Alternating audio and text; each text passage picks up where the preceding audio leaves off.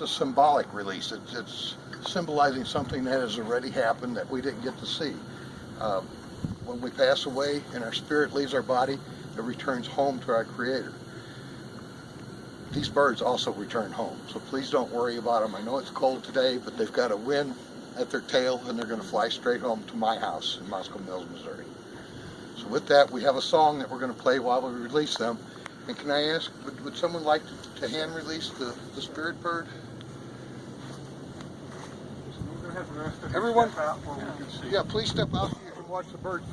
When we release them separately, and then with the escort of the flight of angels, if you'll notice, they'll all join back together in the sky when they begin their journey. Just right out there in the open, folks. Before I start the music, I have one psalm which I would like to quote.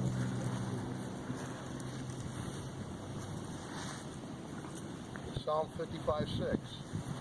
Oh, that I had wings like a dove, for then I would fly away and be at rest. Rest in peace.